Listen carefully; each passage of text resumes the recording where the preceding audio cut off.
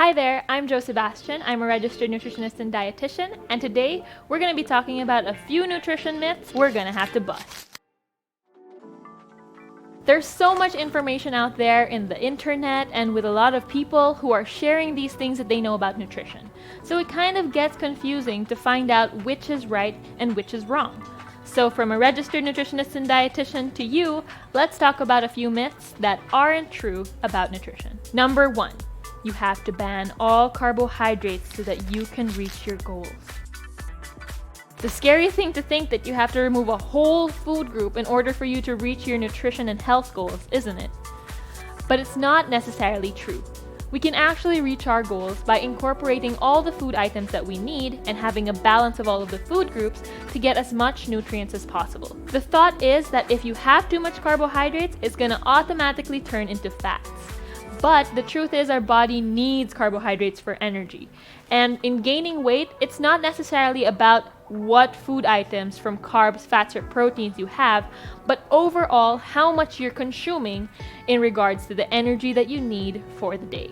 Number 2, you have to ban all sugar, even from fruit. Fruit is something that we love and it has so many micronutrients, and the thought is often that fruit is bad because it has sugar. Fruit does have sugar, and this is called fructose, but it's a natural sugar, and it's a sugar that your body loves. Plus, sugar has a lot of fiber and other nutrients that you need in your body, so it doesn't have to be banned from your diet. Because if you do, there's so many sources of micronutrients you won't be able to have. So you don't have to ban any sugars or fruits, just eat all of them in moderation, and of course, incorporate as much as possible all the healthy food groups into your diet. Number 3, there's only one diet for everyone. Oftentimes we think that the person to our right who looks really good and fit must probably have the best diet out there and you have to copy it exactly. I just want to emphasize that there is no cookie cutter diets out there. You have to make sure it's one that is specifically designed for you. Because that person might be eating a lot more than you need or a lot less than you need. And you have to remember that every diet is individualized. Your needs are very different from everybody else's needs. A diet isn't one size fits all. It's one that has to be tailored to your goals, your needs, and your lifestyle. Number 4, you need superfoods to be healthy.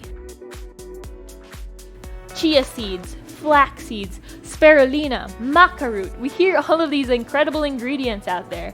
And yes, they are superfoods because they're so high in nutrients, but they're not necessary to have a healthy diet. 1, they're often very expensive, and 2, they're sometimes hard to find.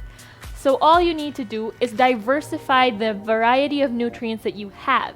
As much as possible, try to have as many variety of foods you can get so that you have more nutrients.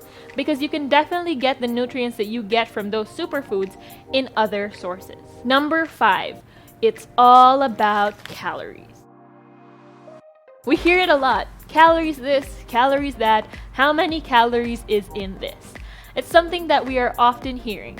Don't eat that, sobrang daming calories niyan. We want to look at not only the calories we're consuming, but the quality of the food we are consuming.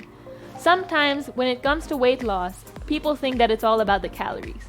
But it also matters the quality of the food you're consuming.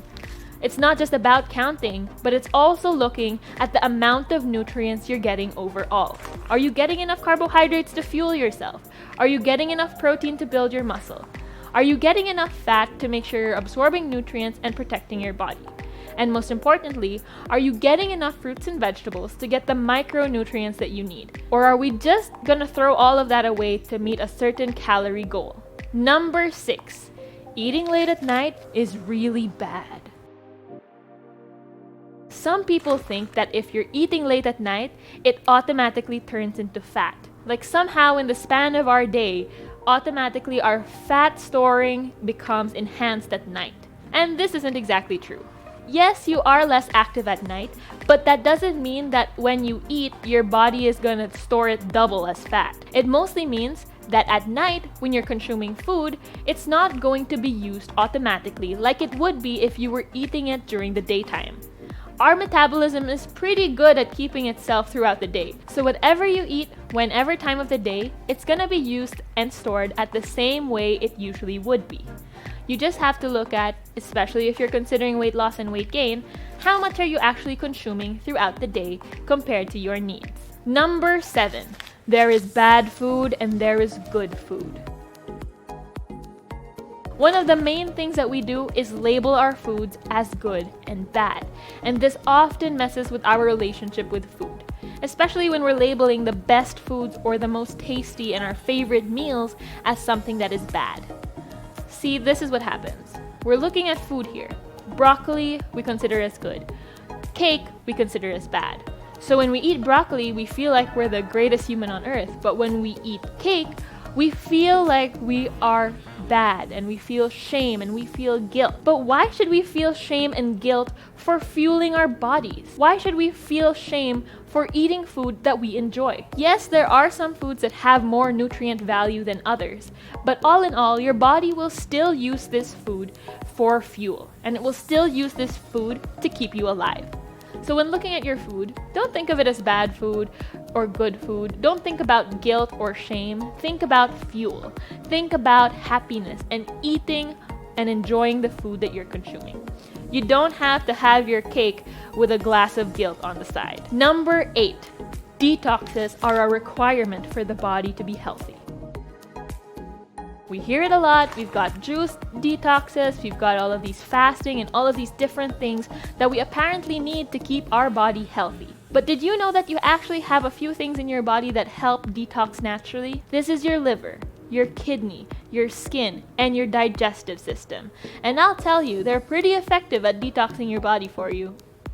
If they weren't effective and good at detoxing your body, then you would have a problem, and it would probably mean that you have a certain disease.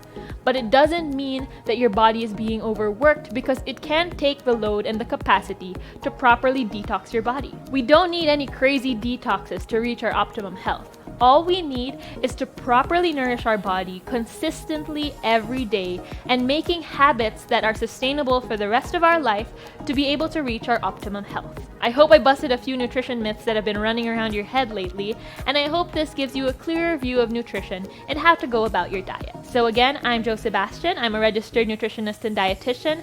This was Nutrition Mythbusters, and I'll see you in the next episode.